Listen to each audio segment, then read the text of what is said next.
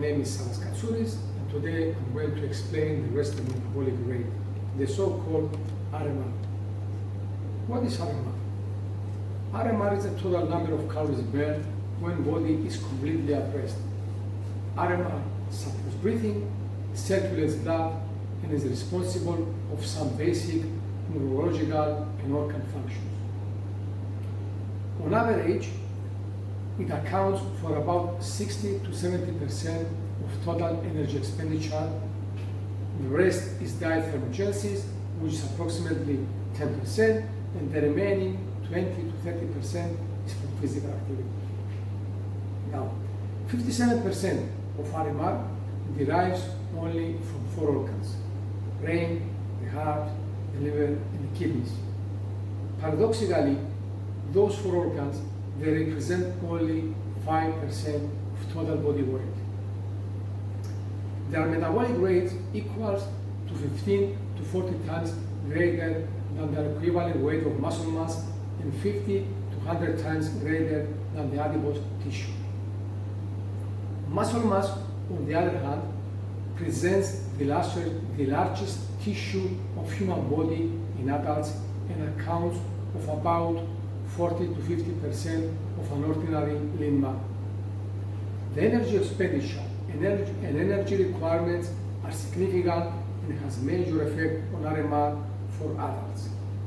Some other factors that influence RMR are age, growth, genotype, sex, physiological stress, hormones, pregnancy, and hypothermia. When the energy requirements for rest are met, extra energy is needed for dietary induced thermogenesis and physical activity. After food consumption, energy is needed for digesting, absorbing, and metabolism of food and nutrients.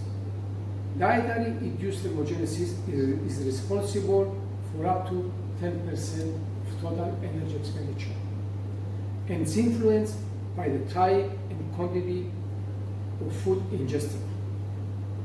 Protein has a portion of light and is responsible for up to 20 to 30% of nutrient thermogenesis. Carbohydrate accounts from 5 to 10%, and fat is only 0 to 3%. The main reason for the difference in nutrient thermogenesis is the higher cost of storing amino acids as protein and glucose to glucogen. The energy used during rest is derived predominantly from the oxidation of carbohydrate and fat. Although protein can also provide energy, amino acid oxidation is usually tightly adjusted to amino acid intake, and their contribution to total energy expenditure is rather insignificant in healthy adults. Blood glucose, glucogen, plasma, fatty acids, and triglycerides, on the other hand, present the major source of energy production. The amount of energy stored in the form of fat is huge, representing 92 to 98% of all endogenously stored energy. On the contrary, carbohydrate contributes only 2 to 8%. How we do RMR? RMR is done by indirect calorimetry, measuring the exchange of gas, the CO2 production over the oxygen consumption. When do we measure RMR? The best time to measure RMR is in the morning after overnight fasting. Participants must abstain from any food, ethanol, caffeine, and nicotine consumption several hours before the test. Additionally, vigorous and moderate activity shall be avoided several hours before testing. Moreover, activities of daily living elevate the RMR, but according to Comfort and colleagues, a 10 to 20 minutes rest before testing will dissipate that effect.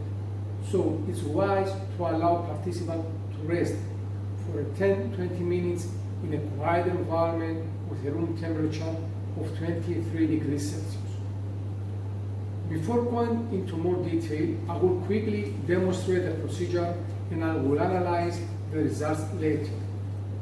I'm going to use the RMR device by Cosmet, which is considered the gold standard for metabolic measurements.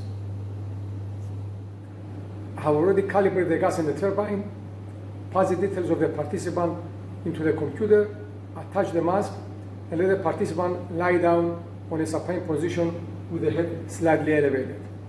Now I will attach the turbine and I can start executing the test.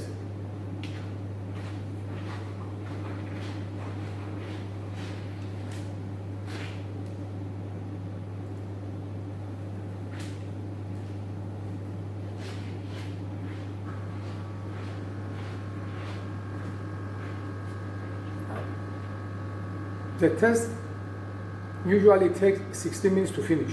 Participant must stay quiet, awake, with normal breathing pattern, avoid talking, coughing, yawning until the end of the test. This is the report of the participant for the RMR test that I have conducted in the lab. On our report, we can find various details for our participant, such as age, height in centimeters, weight in kilograms, the last time we calibrate the turbine and the gas, the BMI of the participant, and so on.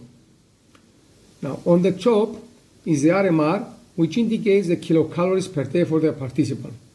The prediction was 1,422, but surprisingly, the actual calories calculated was 1,767, representing 124.3 increase than the prediction. Next is the most important indicator for the RMR test, the respiratory quotient, which I will be analyzing further at a later stage.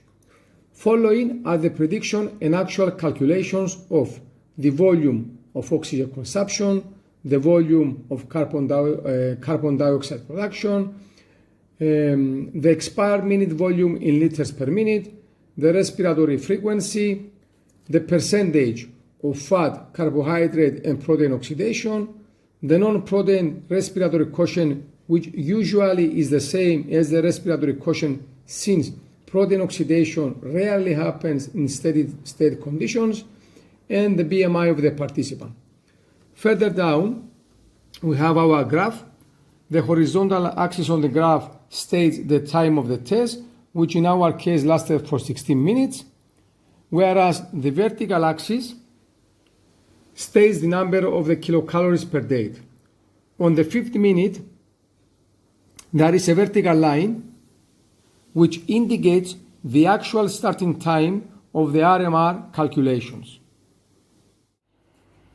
Now, going back to the respiratory quotient, which is the most important indicator of the RMR test. Respiratory quotient is the ratio of the volume of carbon dioxide production to the volume of oxygen consumption by an organism. In our case, the IQ for the participant was 0.85, but the actual was 0.81, which indicates a 65% fat oxidation and a 35% carbohydrate oxidation. Why RQ is an important indicator? RQ is not only a greatly important indicator for identifying which fuel source is being metabolized, it can also be used as a tool for diagnostic and therapeutic purposes. An RQ of 1 indicates 100% carbohydrate oxidation, while a value of 0.70 indicates 100% fatty acid oxidation. The average resting RQ of 0.82% proves that the human body derives more than 50% of energy from fatty acids and the rest from glucose. In a case where the energy derived is greater than the carbohydrate metabolism, it can be an indication of lipid oxidation suppression. Individuals with these types of rations may be less able to increase fat oxidation after dietary fat intake, and they may be therefore prone to store fat leading to an increase in fat mass at the expense of lean mass. Moreover, previous studies have suggested that greater carbohydrate oxidation and lesser fat oxidation may predispose certain individuals to store less glycogen and therefore experience more hunger. This increased hunger may lead to chronic positive energy imbalance and gaining body fat. According to Douglas and Haddad, 2008, people with obesity and diabetes tend to have RQ close to 1. Additionally, according to Ravusin and colleagues, people with a high RQ are prone to gain weight rather than those with low RQ. RQ has clinical significance important as well. RQ can be used to predict weight gain for type 2 diabetes patients. In a study conducted by Nagai and colleagues in 1998, he demonstrated an inverse correlation between RQ ratio and serum glucose levels for type 2 diabetes patients treated with oral hypoglycemic agents or insulin. Patients who were on the oral hypoglycemic agents and had a higher BMI verified that their RQ ratio was much higher than those of average BMI. After following them for a year, a weight gain of 3 kilograms was noticed in 50% of the patients, along with an increase of RQ ratio. The study concluded that RQ ratio is a valid predictor for weight gain in type 2 diabetes patients treated with oral agents. Additionally, RQ can be a valuable tool for calculating the energy expenditure, aiming to predict the calories needed per day for patients who are morbidly obese. Those kind of patients have an alteration in their volume of carbon dioxide production and the volume of oxygen consumption. For this reason, RQ is of significant importance in calculating daily calories in order to optimize their diet and reduce hospitalization. Moreover, in a study conducted by Efthymiou and colleagues in 1992, he examined the effects of carbohydrate and fat consumption in patients with chronic obstructive pulmonary disease. Patients with COPD have chronic obstruction of airflow. Patients have difficulty in fully exhaling. Carbon dioxide remains in the alveoli due to loss of elasticity of the sac. Efthymiou has proved that consuming carbohydrate-rich food can increase the production of CO2, leading to an increase in respiratory rate and eventually respiratory failure. On the contrary, consumption of rich in fat foods has decreased the production of CO2, leading to reduced alveolar ventilation and minor improvement in respiration in patients who initially have RQ ratio greater than 0.75. To be more specific, the production of 1 kilocalorie of energy produces 151 ml of carbon dioxide from fat, 181 ml from protein, and 207 ml from carbohydrates. It is clear that the extra production of 56 ml of carbon dioxide for just 1 kilocalorie of energy between carbohydrates and fat is a big difference. On the contrary, the production of 1 kilocalorie of energy from carbohydrates requires 207 ml of oxygen, 213 ml from fat, and 223 ml from protein. Additionally, stress, especially major surgical and accidental trauma, infection, fever, pain, physical activity, exercise, anxiety, hyperthyroidism, and nutrient intake increase the consumption of oxygen. On the contrary, starvation, severe hypothermia, and hypothyroidism decreases the demand of oxygen. Another important factor that we have to consider is that respiratory exchange ratio is equal to RQ when we are at the steady state conditions. Measurements by the mouth are the same when measured at the tissues, that is, the carbon dioxide produced divided by the oxygen consumed at the tissues can be measured at the mouth. During non-steady state conditions, i.e. when people hyperventilate or during exercise which exceeds ventilatory threshold. For example, during a VO2 max, when participants pass ventilatory threshold, RER is no longer reflected RQ. RER can pass 1, which means that the person is using 100% carbohydrates to produce ATP. In the case the RER is 1.5, 1.10, and so on, RQ will stay 1, simply because 1 means 100% carbohydrate oxidation. I would like to thank you for watching, and I hope you found this video useful and educational.